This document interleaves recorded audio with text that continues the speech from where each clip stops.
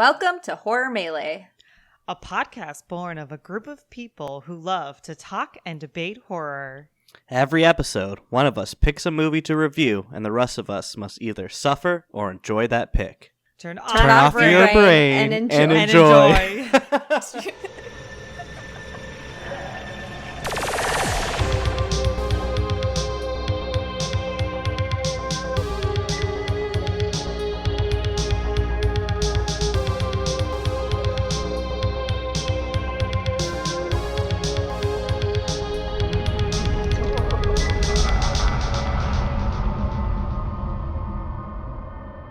On this episode, we're doing a free flow form of an X-Files episode that was picked by... It was Patrick. Ooh, Hey, guys. Patrick's pick. I picked the episode called Detour, which is Season 5, Episode 4 of The X-Files. One of the main reasons why I picked this, because it's one of the first X-Files episodes I remember ever watching. Just so everyone knows, I was 6 when this came out. Just so they're like, oh, you're not a true fan. You need to watch from the Season 1. Well, because Season 1 I was, a toddler. Still, Patrick, come on.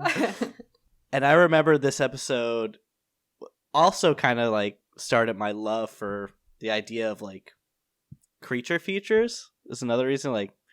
I've picked a lot of few creature features on the show, and this is kind of just comes in to play with this. But I was six years old when this came out, and I was living in a trailer in a small town right outside of Glenwood Springs, Colorado, along the Colorado River, so in the forest.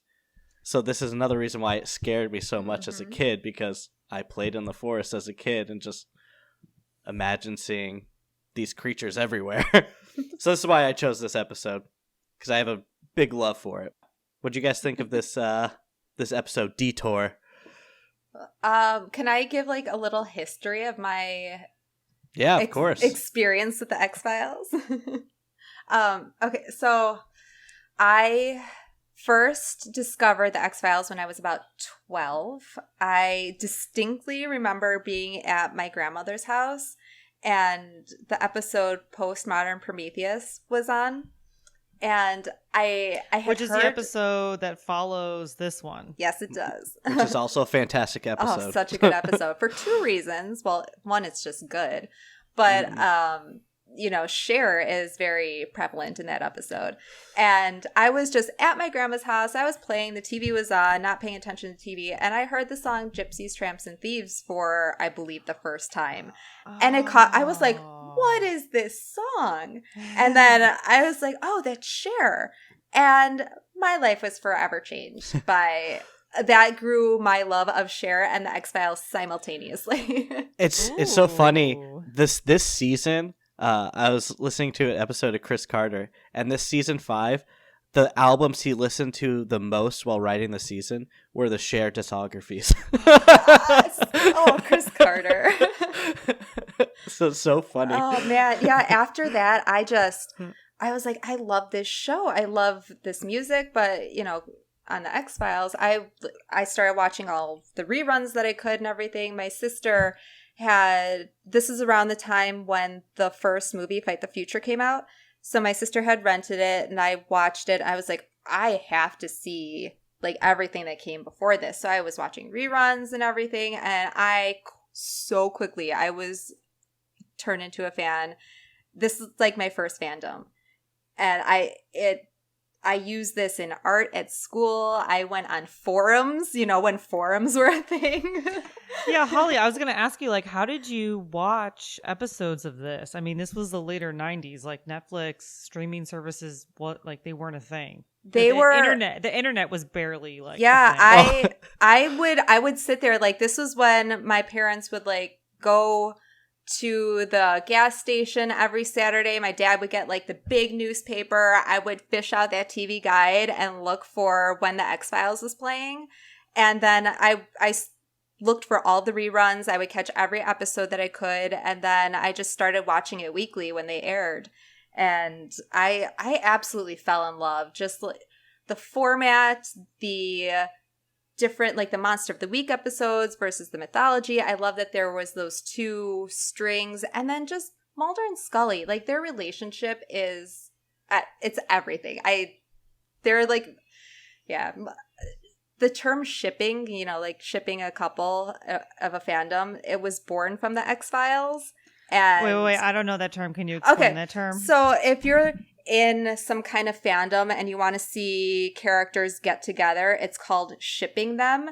And it's because it started off as, you know, wanting them to be in a relationship, and then it just got shortened to being a shipper. Yeah. And then I ship these characters together. And so, yeah, when I would go on the forums back in the day, you know, with my dial-up internet, people were they would talk about the episodes and their theories and, you know, the whole will they, won't they of Mulder and Scully. And I just got everything that I could. And I'm not going to deny that I read a lot of fan fiction. Nice. Well, I remember X-Files when it came out. My brother and I were friends with this family next door to us because they had two kids that were about our age. The kid, Jason, I remember him coming over and telling my brother about this show called The X-Files. I was really intrigued because I was into like anything spooky. Also because these two Kit Kats that lived next to us introduced me to horror movies because they would tape horror movies, and the first horror movie was Halloween that I saw. So obviously anything that this kid like said, hey, did you hear about this? I was like, I want to know everything about it. But being the youngest of my family, you know, I had no say in what I was going to watch on TV because I had an older brother, older sister. So it was like I was at the mercy of them or my parents or whatever. But I remember this kid coming over and talking about the show. And then we watched a couple episodes and it really scared me. I think I was just surprised from it because I would watch, God, what was it on like Snick at Night, which is like nighttime Nickelodeon where they where they had like, Are You Afraid of the Dark? I mean, I lived for that show. Yeah. Yep. Mm-hmm. But the X-Files was like extra scary. I really liked watching it, but I think it was a little too scary for me. You know, they did a good job of making it like realistic. Yeah, and terrifying. Yeah. Like the like that character he just reminds me of like the Terminator, who was like the alien that would go around and killing people and like stabbing them in the back of their necks. Yeah. That guy scared the shit out of me as a kid. And you know, every time I watch this, like the music, Mark Snow is so good with this music because it just captures that weird atmosphere. And he just like in this episode too, there's something like the way he's using like, I don't know if it's like bongos or something, but it's just something like that generic jungle background. Yeah, it's like simple, but still like kind of taps into like something very nature. Old and he's really great. So before we jump into the episode, I just want to say like my sister Sarah was the reason we all watched X-Files because she would throw fits about like wanting to watch it, and it was a show my mom secretly loved to watch but didn't want to like let her kids watch it. So my sister Sarah would be like, no, we're gonna watch it, and then my mom would let us watch it. Oh, if you must. Yeah, exactly. I actually watched an interview with Mark Snow about creating the theme song of X-Files, and apparently like the first few versions of the song were like these big grand sci-fi like symphonies. And Chris Carter's like, no, I don't want this. I don't want this. And then when he finally came up with the X-Files theme song, it was just this Chris Carter just simply listened to it and went, oh, okay, let's go with that. That was it. That'll do, pig. Yeah, exactly. That'll do. Now it's like the most iconic theme song in television history. God, it's always my ringtone. If ever I can't think of something, I'm like, okay, X-Files. That plus Jeopardy plus maybe Friends. Those are probably top 5 most iconic. Yeah. Things Jeopardy! I forgot about Jeopardy. Yeah. Jeopardy could be pretty spooky though. Builds up your anxiety. Yeah. I'm sure if you put enough reverb on it, you'll get it to spook level. Should we dive into the episode? Yeah. Let's do it. Yeah. I have lots of questions. All right. Let's do it. Yeah, there's only one question I have, and it's about the ending of the episode, but we can get into it later. Okay. It's just, I never even thought about it until I read, someone wrote a paper on it. Until I read the paper. Someone wrote a paper on this episode? Stephanie, there is hundreds of papers written about X-File episodes. The internet is lousy with X-Files everything. The fan fiction and the fan essays are through the roof. Yeah. Even for the show Supernatural, you can find tons. All right. You guys, I wasn't gonna bring it up but I know your love for it. Look, all I'm gonna say is, if anybody likes X-Files, Supernatural is such a beautiful child of X-Files, and Kim Manners worked on Supernatural, and he also worked on X-Files. So there's lots of connections. So the style, one thing I wanted to talk about is the style of this kind of show. I love the opening scene of, you see the people surveying the land, and it's the introduction of the monster. Yeah. And then you have and then you cut to, your main characters, Scully and Mulder, in a car, and you're like, no, I see what you're saying. It's this idea of showing it and then cutting to it and then never really showing it until later on. So you already know it's there, and you know that the main characters are going into this world that is already inhabited by this creature. But so many TV dramas use that formula. The introduction, Law and Order, SVU, even Murder, She Wrote. I mean, Supernatural. I mean, come on. But it was not started by the X-Files. So that was my question: is this is such a common format? I mean, it's a common for. I would say the X-Files probably made it. I can't even say made it popular, but because X-Files is so popular, that format has become popular. Yeah. But I want to say the Twilight Zone actually started this before the X-Files. So a lot of mystery drama shows do this. I mean, even movies influence this, because Alfred Hitchcock used to say I can tell the audience that there's a bomb in the movie theater and it's going to go off. But if I show them that there's a bomb under the seat and I don't tell them when it's going to go off, now they know it's there and they know the threat's there. And that kind of goes to the idea of we're showing you it's here, we're showing you it's the threat, right? So now your anxiety's up from it. Yeah, absolutely. And it's the idea of the audience knows what's going on, but the people in the show, Scully and Mulder, they don't know, so they still have to figure it out. Yeah. Mm-hmm. And what great names. Fox Mulder, Dana Scully. I'm just going to throw that out there. Great names. When I was in high school, Alan and I had met in high school, and I used to joke, I was like, when we have a child, I'm going to name it Fox. That did not happen. I was going to say, but you did it. Maybe a middle name? Any middle names there? Yeah. No. I will take this torch. I will take this. Okay, thank you. I will make this happen. Because I failed. So in the beginning of this episode, they started with the two surveyors, right? Surveying the land to put up as he says, a blockbuster's gonna go here, which made me laugh really hard because it dated it pretty bad. But it's the first time you see the creature is one guy disappears and then the other guy obviously runs away because he's scared. And then you see the face in the ground.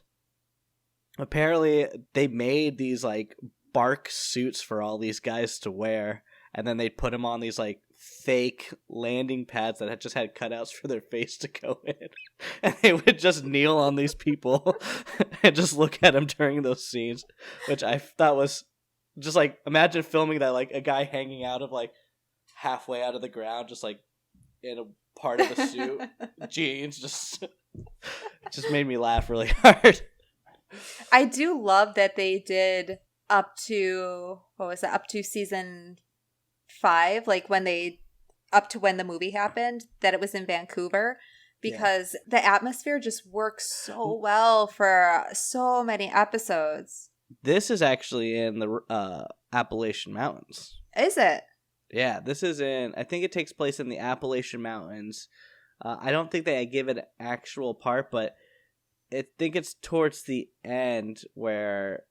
no, it's in the beginning. They talk about where they're driving to.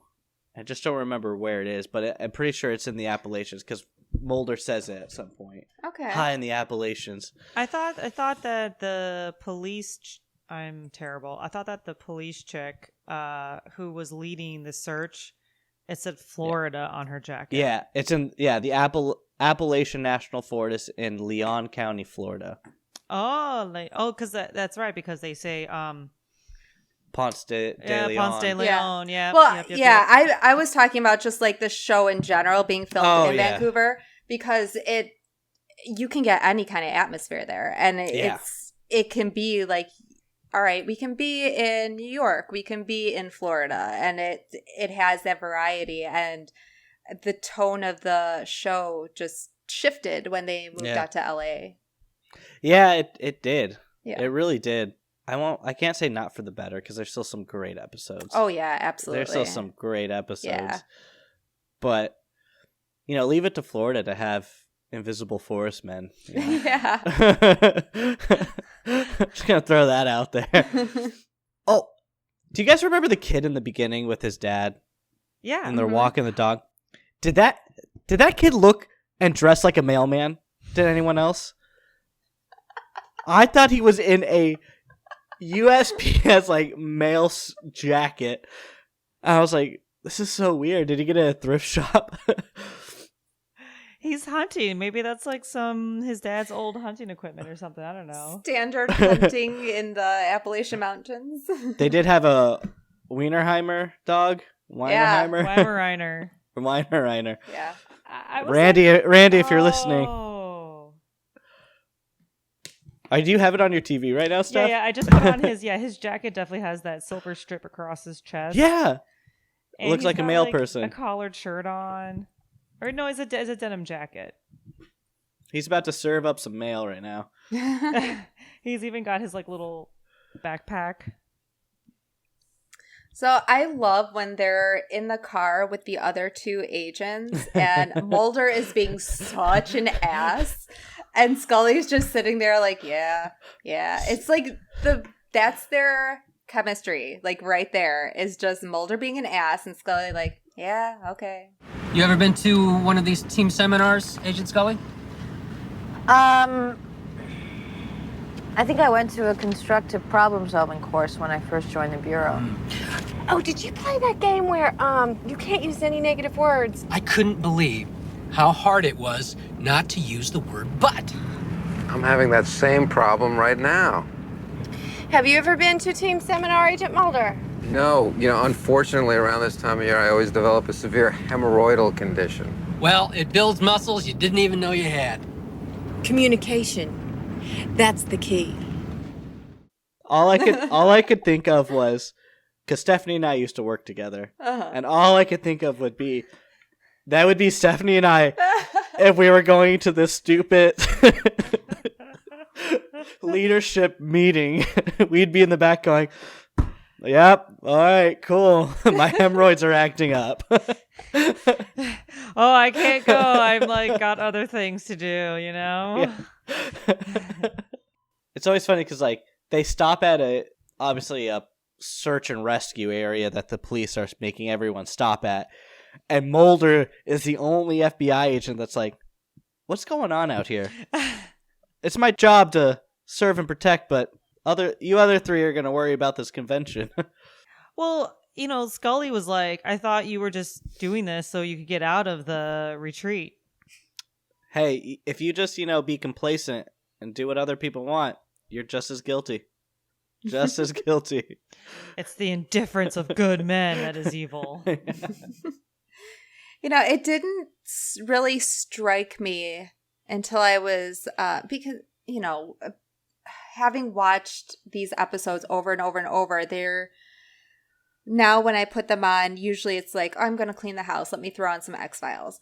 So I haven't like really sat down and like fully immersed myself in an episode in a long time. And I didn't really appreciate until now how great it is to make them FBI agents. And not only does it allow them to, you know, bypass things and like go certain places that other people wouldn't, but like later on in the episode when what's her name?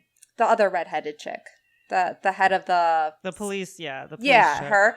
When she's already gone missing and it's just the three of them in the forest, and the guy is like, he has the heat sensor thing, and Mulder like goes off to like he has his gun, and Scully just jumps into action and she tells him what to say to help Mulder.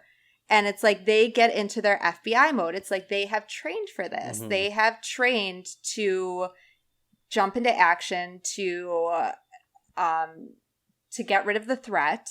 And I never really appreciated how well that works in this dynamic. It's so funny. One part of this episode, when they get lost and the redheaded cop gets taken, she gets taken, and you see Scully and then like this kind of damsel of distress, just like, oh, Fox, where are you? But later in the episode, she saves him. Yeah, that's something that I pointed out to Alan when we were watching it. I was like, they talk about separate and divide and conquer. Yeah, thank you. Divide and conquer the whole time. And Scully is the last one standing. They see her as the least amount of threat. She's tiny, she's not a threat, and she becomes their biggest threat. Yeah. And I love it. She's the only one to kill the creature. I also wanted to bring up something. It's not about the episode, but just in general about the X-Files. Have either of you heard about the Scully effect? No, but I'm intrigued now. So when the X-Files was like really, really big, a lot of women became interested in pursuing STEM careers. And it was described as a phenomenon that saw an influx of women pursuing like science, technology, engineering, math careers, thanks to the positive representation of Scully. So get it, girl.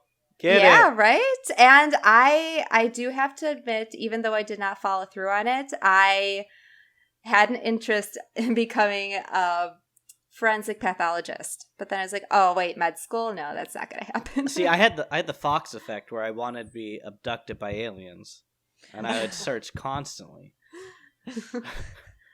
But yeah, Scully was a huge influence, and I love that this episode, it's like, yeah, she's the damsel at one point, but then she's Scully. I mean, she's gonna turn that around, and she's gonna go into action and save the day. Not only is she going to go into action, but she's also going to be a nurturing person and hold Fox as he's recovering from his injuries and try to start a fire by taking apart her bullet. So she is resourceful. She's nurturing. She stayed awake the whole time. Mm-hmm. She fucking held down the fort. And she's a smart ass chick. God, I love her. What's one thing that always made me love this show was, Scully's the scientist. Fox is the, I'll believe it until it's proven, wrong.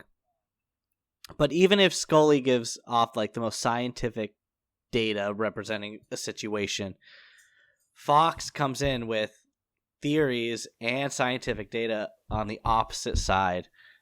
And I just love that.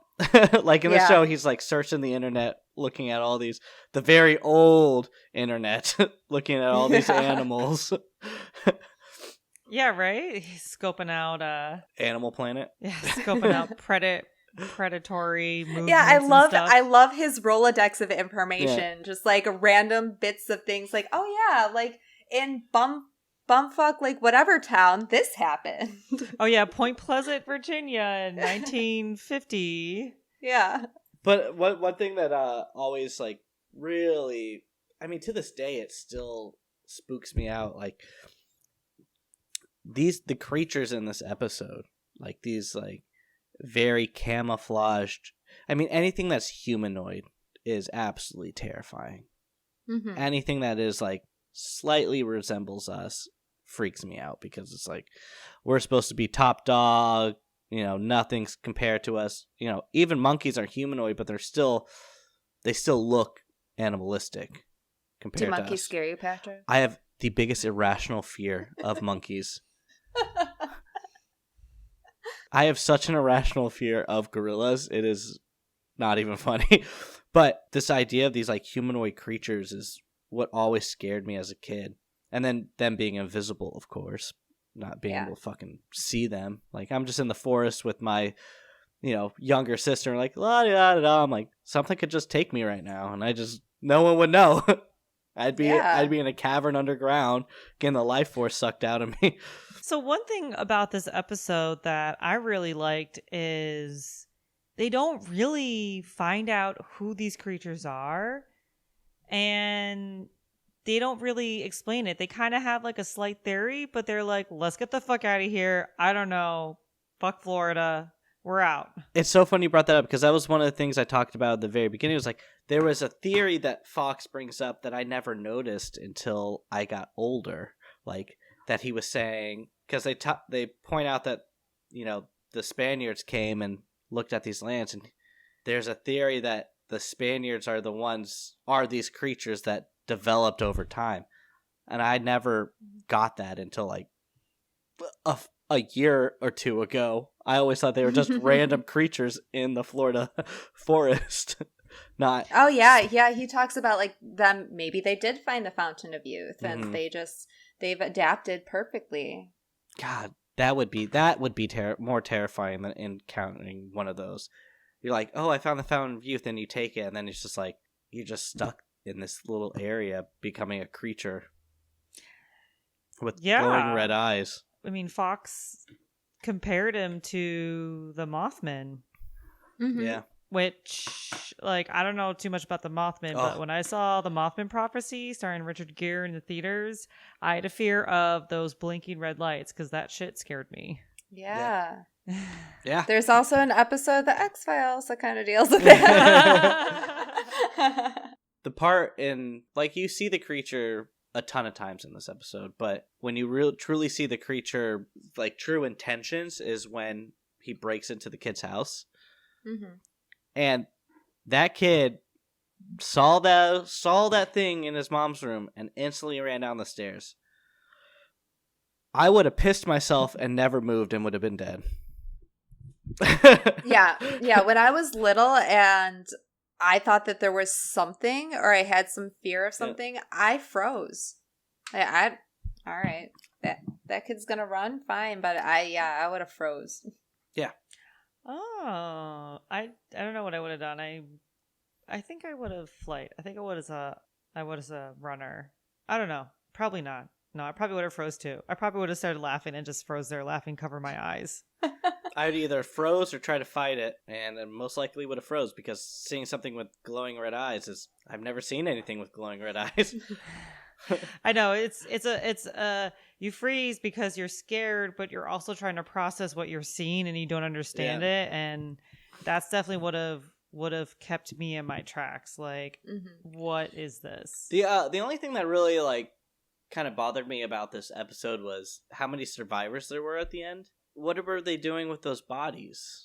Well, yeah, that's my question is, what are these? Well, yeah, obviously that wasn't answered. We don't know really what these creatures are, but they obviously kept these bodies in some sort of cave or, cavern or whatever. Mm-hmm. And I couldn't really tell. Were the bodies bound in some way? I mean, we did see a skeleton. Like, did they suck the life force out of them? They didn't eat them. Did they eat them? Yeah. I don't know. No, I don't think it was eating them. I think it was more like, like sucking their life force. So are they vampires? Is that how they get the eternal life? Well, if they found the Fountain of Youth, why do they need humans?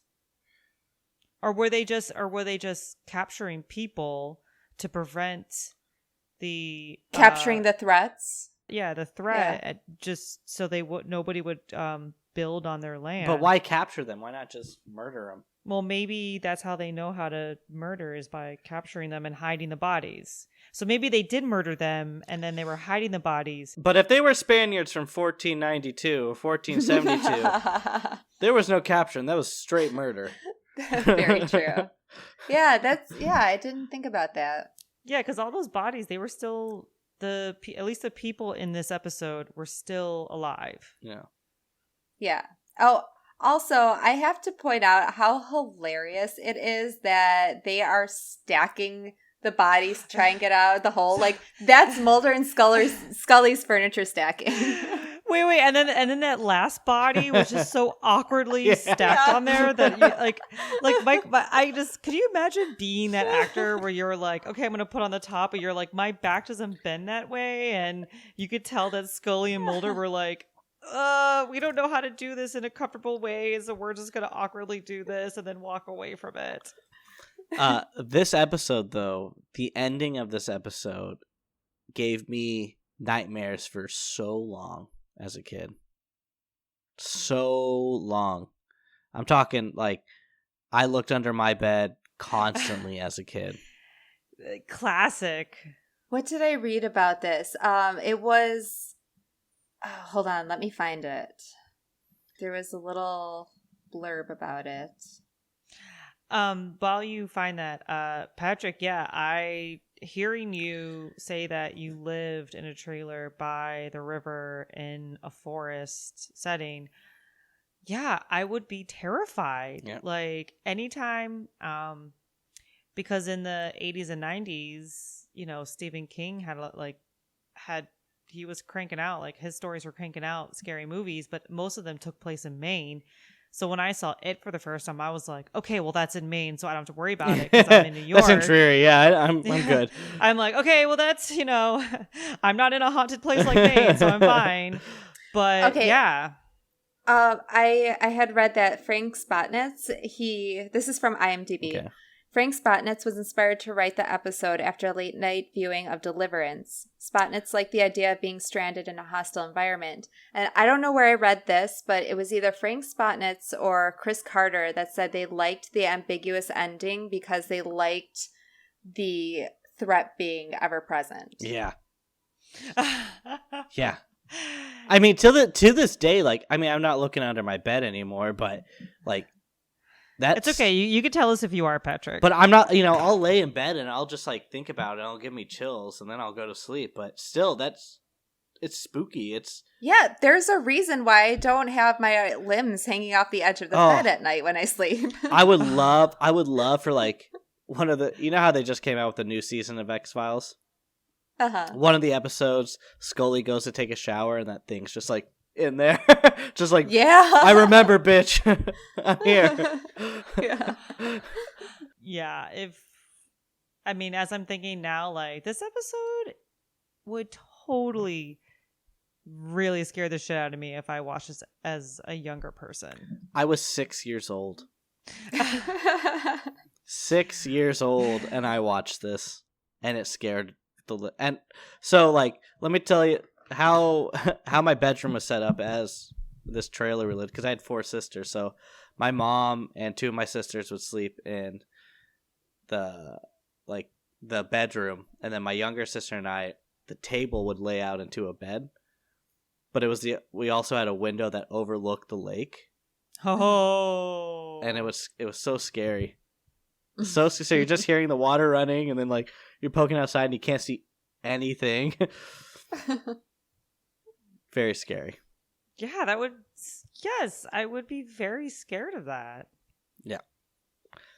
But this is the first episode I ever remember watching of the X-Files. And then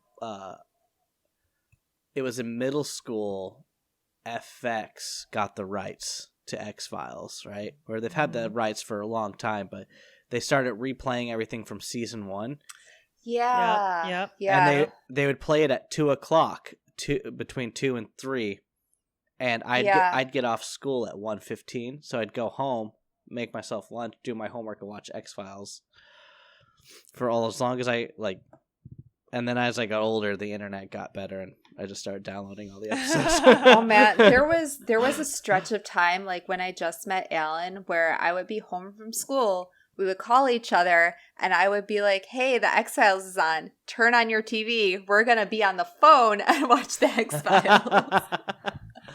I never experienced that. Oh, Never. I don't know how he's still with me.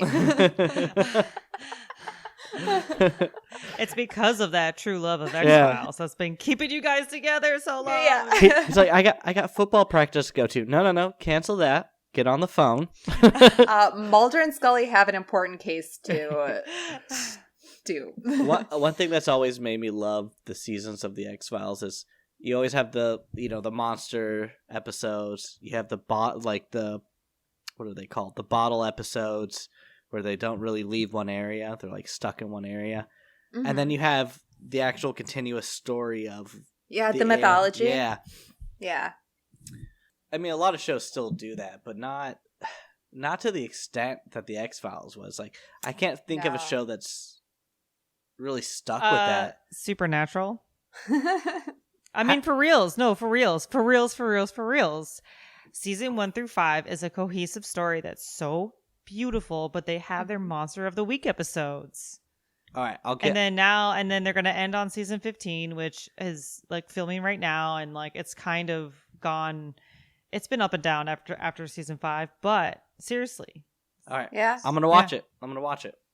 Hear me now. I'm watching it. Good. Yeah, I mean, I started watching it, and I think I don't think I just gave myself the time to be able to watch an entire series. But as I started watching the first season, I was like, oh, this is really good. But I kind of just want to watch the X-Files. Yes. Yeah. No, totally. I just restarted Twin Peaks, so I'm going to finish that first. And then I'll go back to... I'll start Supernatural. Okay, Stephanie, I have a question. Oh, before your question, I'm just going to make one comment. Now that I'm thinking about it, I think my mom wouldn't let me watch X-Files because it was too scary. Because I was like, as we're talking about this episode, and even when I talked about, like, I'm like, yeah, no, I remember X-Files coming out, and like I would always watch like whatever, like, my older siblings watched. But I think the X-Files was like off limits because my mom was like, no, you're gonna get nightmares. Yeah, this season 5 has some amazing episodes. There's the one called, I think it's called Emily with the two twins, which is terrifying. No, wait. Is it called Emily? Emily? No, And then there's the one with the doll, Chinga. I think of it. Chinga? Oh my god, which is terrifying. Yeah. No, Emily was the one with Scully's daughter. Oh, are you thinking about Eve? Eve. That's it. Where Eve 6 got their name from. The band Eve Oh, really? 6. Yeah. Oh. Yeah. Okay, Holly. Your question. Yes. Okay. So I am not ashamed of this whatsoever. I'm a huge Mulder Scully shipper. Stephanie, what did you think about the sleeping bag scene? So wait, the sleeping bag scene, what? There was no sleeping bag. There was. Oh. Well, exactly. Mulder. When they're talking about it. What are you doing? I'm trying to open my gun. If I can separate the shell from the casing, maybe I can get the powder to ignite. And maybe it'll start raining weenies and marshmallows. Do I detect a hint of negativity? No. Yes, actually, yeah. Mulder, you need to keep warm. Your body's still in shock. I was told once that the best way to regenerate body heat is to crawl naked into a sleeping bag with somebody else who's already naked. Maybe if it rains sleeping bags, you'll get lucky. Oh, no. Okay. So, I love Mulder and Scully. They have a professional relationship. I work with a lot of dudes, being in the AV biz, and I get, flirted on a little bit here and there. And I'm super I'm like, oh, whatever, I love Scully and Mulder's banter because she's so witty about it. Yes. And because when he's like, and I love that scene because he's like, ooh, if only we had a sleeping bag. And she's like, well, let's hope it rains sleeping bags, In my mind, I'm always like taking notes from her. I'm like, I'm like, that's a really good thing to say. Okay, that's good. Yeah, just kind of like throw it right back. Exactly. Because it I'm like, in my situation, I'm like, oh, haha, all right, well, how about, you finish setting that screen there, huh? I love, as much as I want them to get together, it's like, oh my God, just kiss already. Just do it. I love that they take so long to actually get together, and just to build that friendship and to have that deep connection before anything ever happens. Oh God, I love it. So I love that I would prefer if they didn't, I don't want romance in this, I just want spooks. Why you got to throw romance into this mix every time? They deserve each other. They do, but I think it really helps the show that they're not together, because then they would have to throw those plot lines in of their relationship, and this way they can Very focus on their fun little flirty banter and everything. Keep it's it professional. that they want to be together, but they're professional. They're both dealing with these heavy things in their lives, so it's like they're not allowing themselves to, I should say. Yeah. And then there's that episode where the guy's a shapeshifter and he shifts into a Mulder. Oh my God. So good. So again, like, from my perspective as a woman who has lots of guy friends, who works with lots of guys, who, I mean, I've had like some of my guy friends be like, I can't hang out with you because like my girlfriend or my significant other is like, jealous. I'm like, I just want to see like a, dude and a gal be friends and not have it, not have it to have to be romantic, So that's why I was like, I've never had that issue. Let them just be professional. Yeah, like when Alan and I were watching this, I was like, oh my God, they're flirting so hard together. They just need to kiss already. And Alan was like, maybe they're just being really good friends. I was like, stop ruining this for me. But it's true, yeah. Yeah, because there'd be so many times where people are like, oh, when are you two finally going to bone? And it's like, never. We're just friends. Can we just be friends? Jeez. I know. I do love having, like, I have a lot of friends from Rocky who it's like, yeah, we can do our little joking, flirting stuff, but it means absolutely nothing. It's like we're just joking around and it's great. I love it. That was I was going to say, though, that sleeping bag scene was a great scene to show their relationship, though. Yeah. Exactly. Oh, so perfect. Yeah. So good. Like just and how hearing they're... Scully's voice was just fantastic. No, but just how they look out for each other, and they've got each other's backs. It's like they take that partner relationship as agents, and it blends into their personal relationship, and they have each other's backs, and they're the best of friends, and it's just great to watch it. They have not just the characters but the actors too. They have such a great chemistry together, and it's like it's tangible. You can see it. Do you ever think Duchovny and Anderson actually ever got together outside of set? No. No? No. I don't know. Duchovny's my boy. Oh, I could talk all day about the crush I have on him. Me too. Me too. Oh, smart. And Gillian Anderson. Oh, I know. She still looks good. I mean, they still both look good. It's so funny. I was on a British Airways flight, and she was in they do this pre-flight video, and she was in it. And I was like, this is so weird. Have either of you watched, it was on Netflix, Sex Education? No. With Gillian Anderson? Yeah, Gillian Anderson is in it. It's really good. You should check it out. Oh. It's a good series. I don't know. I'm so Netflix is pumping out a lot of teenage drama things. Oh, no, this was really good. Is it? It's not as teenage drama-ish as you would think. It's good. But I do like some teenage drama. I mean, I am watching, well, this isn't teenage drama, but I do love me some good teenage drama because it's a good distraction. It's a good, like... Yeah. Yeah, sometimes. Ooh, people are going to, like, freak out over the dumbest stuff. Yeah. Although, I've been watching Riverdale, and that shit has gone off the rails. I mean, you have kids murdering, doing all sorts of stuff. I mean, those episodes are so Didn't you do that in high school? No. And then you also have these kids who are like telling their parents what to do. I'm like, what the fuck kind of programming is happening here? If I ever was like, you know what, Mom, go do this, I would be hit with a spoon or a backhand so fast. Yeah, my parents would be like, I'm sorry, what did you say? Yeah, goodbye, like, to your life from here on out. Yeah. Katina's been watching, my girlfriend's been watching Gossip Girl, and I can't do it. I liked Gossip Girl, and I watched it, but trust me when I say Riverdale is like 1,000,000 times more ridiculous. It's insane. Like, I remember watching, like, Buffy the Vampire Slayer in high school, and this is, like, after, like, my siblings gone to college, so it was like, woo, TV's all mine, I get to choose.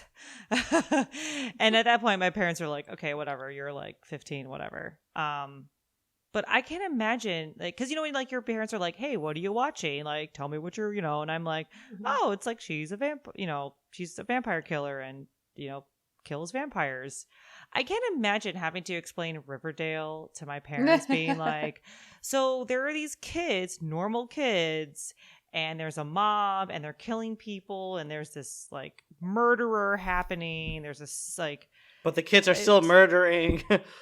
Yeah. And then it's just, I feel like if I tried to explain that to my parents, if I was 15, my mom would be like, no. Go back to watching vampires and whatever else weird Do you shit. guys remember the vampire episode of the X-Files? Okay, That was one of my favorites. Oh yes. That's a good segue into our Facebook post. We had the one that I posted like this earlier? Yeah. Do you want to get into that? Yeah, get into it. Yeah. Right. Open it up.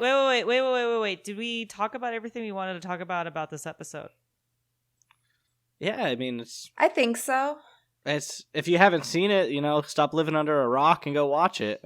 Yeah. Stop being an invisible tree like forest person. Yeah. This is ad noctum. Yeah, this is a really good. Yeah. This is a good standalone episode. You don't need to know the mythology of the series. You can just watch it and get a feel for how Mulder and Scully work and what the formula of the show is. I'm going to echo that. It really was a good standalone episode. Like they didn't like talk about stuff that you had to know to really appreciate it. I mean, anybody could relate to like, you know, an eager beaver coworker and being in the backseat and not wanting to go to some dumb retreat, but also being intrigued, you know, falling upon a situation and being like, hey, I do this kind of stuff. I mean, everybody knows that Fox is like the super curious one and Scully is the, okay, well, I'm going to tag along and like be here when you need medical advice or to rap about theories.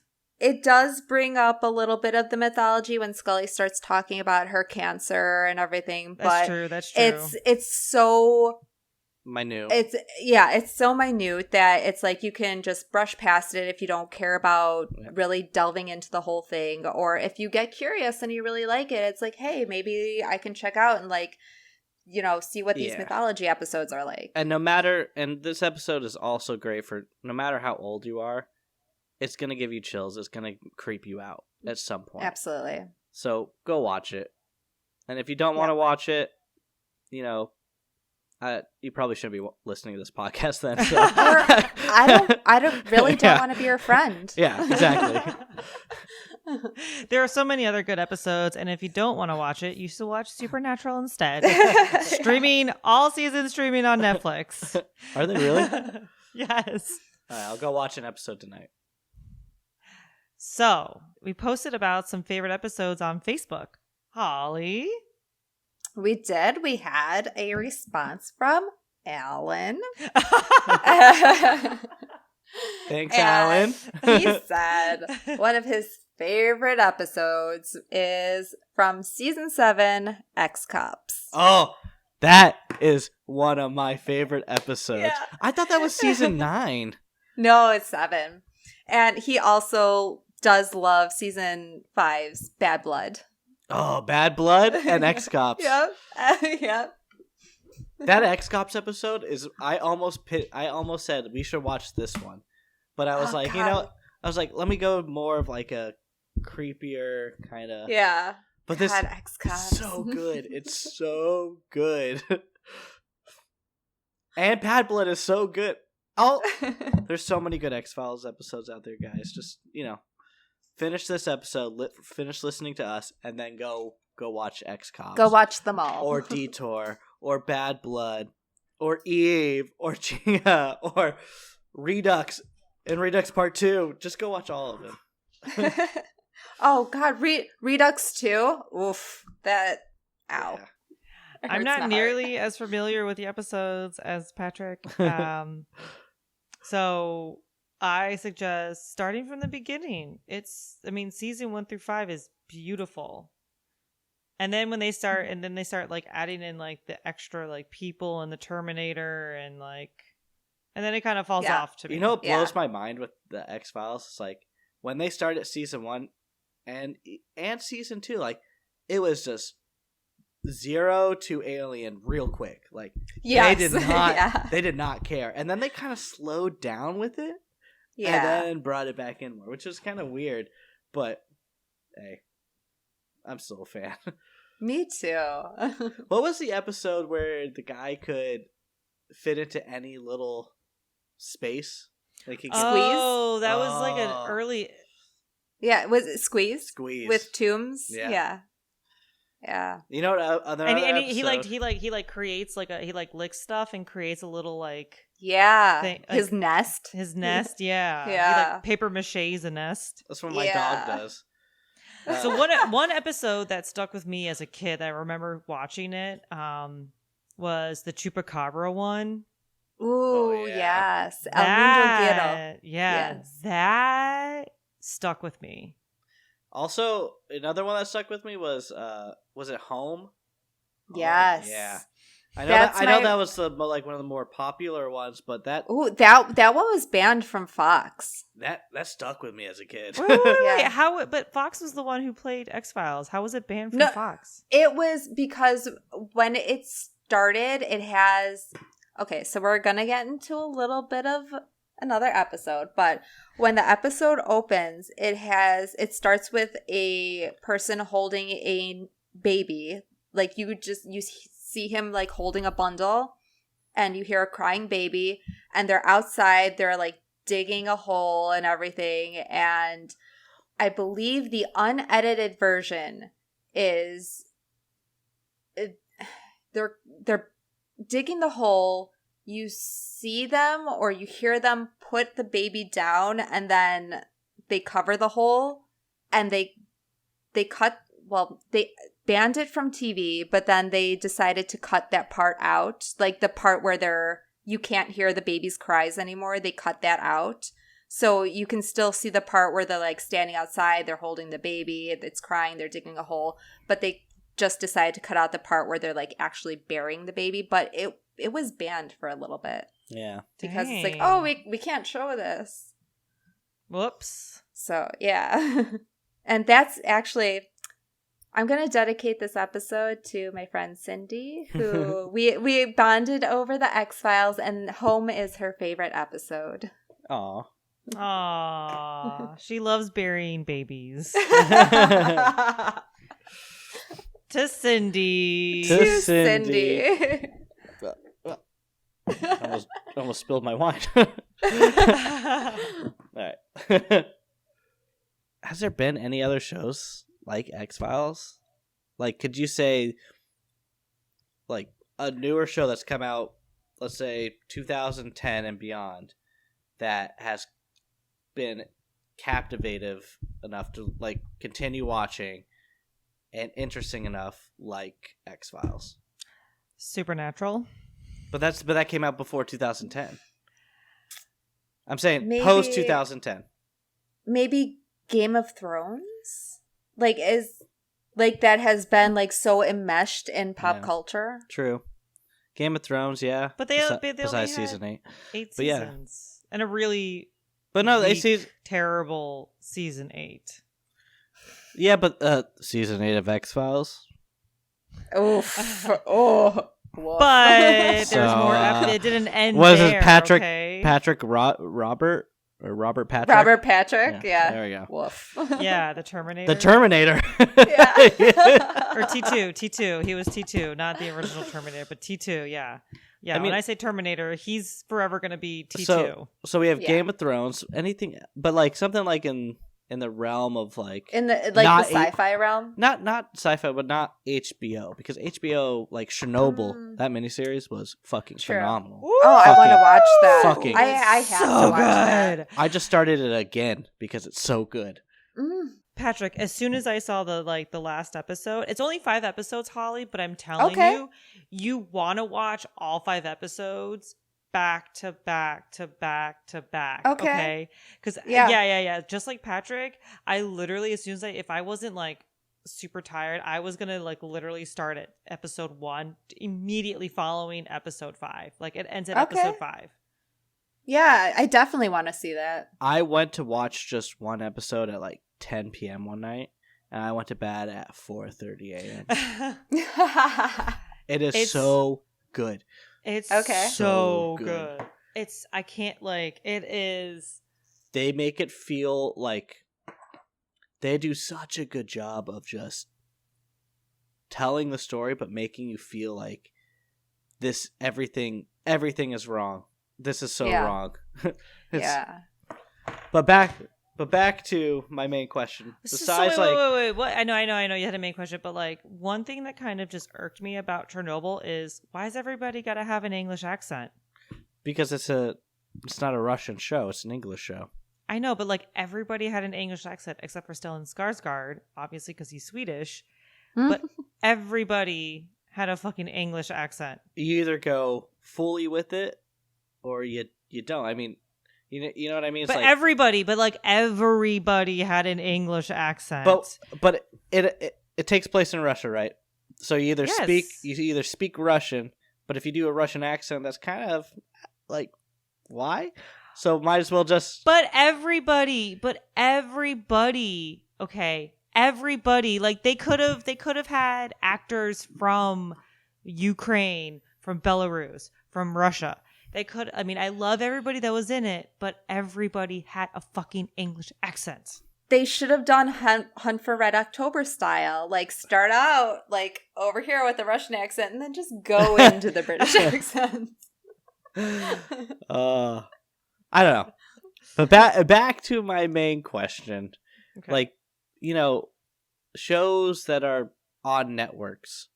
Besides, we've hit this point where it's like there's so much content, but none of it's actually like, I mean, it's good content, but only for such a short spurt of time, right? Yeah, like I said before, Game of Thrones, you get, what is it, 10 episodes a season? We waited 10 years. Yep. This, yeah, you wait. And this was 22, 24 episodes year after year after year. Yep. And I don't think there is a network show. No, I don't think that there's a network show that has been like this. No. Mad Men. Yeah, AMC. Well, I guess Walking Dead. Breaking Bad, Yeah. Walking Dead. They definitely came out with some bangers. Yeah, but again, those are short seasons.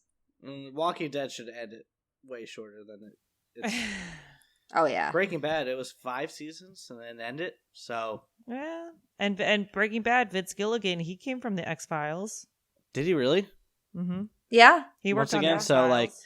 That's why it was so good. Because and David Nutter of Game of Thrones, he's from the X-Files too. That's why they were all so good, because But seriously though, like a lot of people who worked on the X-Files worked on a lot of shows that I really like. Yeah, they had a lot of powerhouses. Yeah. They were the birthplace of powerhouses. Mm-hmm. You know? Yeah. Yeah, because what's his name? Spotnitz. Yeah, he's doing Man in the High Castle.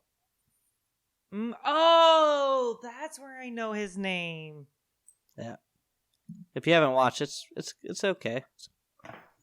It's good. I watched I think I watched most of the first season of Man in the High Castle, but I mean, I don't know, that hits that things that could actually factually happen. Not saying that, Nazi Germany is going to take over the US or It already has.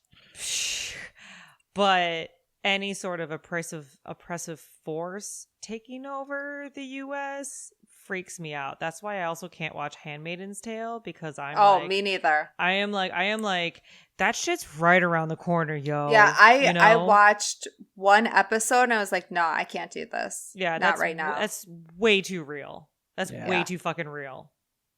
Well, I think this is a good spot to end the episode. Yeah. On that downer. Yeah. We went off the rails a little bit, but this is we will be doing more X-File episodes. Or TV episodes. Or TV episodes just in general, so look out for them. Get ready to listen to them. If you made it this far, thank you so much. Let us know if you like this format, you hate it, or what TV episode you want us to talk about next. Give us feedback. Do you want us to change some things around? Anything we could review? Send us some stuff. Yeah. So we're here on Facebook, Instagram, horrormelee@gmail. Check us out at horrormelee.com. And we look forward to hearing from everybody. Who cut the cheese? Since you won't be making it to the conference. Partay. However, I must remind you, this goes against the Bureau's policy of male and female agents consorting in the same hotel room while on assignment. Try any of that tailhook crap on me, Scully. I'll kick your ass. It's a pop quiz. What animal will attack the strongest, leaving the weakest to escape? The answer is none. Not one of the over 4,000 species native to North America will attack the strongest when the weak is vulnerable. And what does that have to do with anything? It makes me think that what we're dealing with here is no ordinary predator. I thought this was just a ploy to get out of the conference. I think what we've stumbled upon here is something more than local authorities realize. The scenario described by that boy sounds to me like a primitive culling technique. Mulder, we're in western Florida. The closest thing to primitive down here is living in a beachfront retirement condo. Those woods are as old as anything in the South, and there's 800 square miles of them. There's no telling what's alive out there. Where are you going? I gotta check something out. You know, Mulder, sometimes I think some work in your communication skills wouldn't be such a bad idea. I'll be back soon, and we can build a tower of furniture. Okay?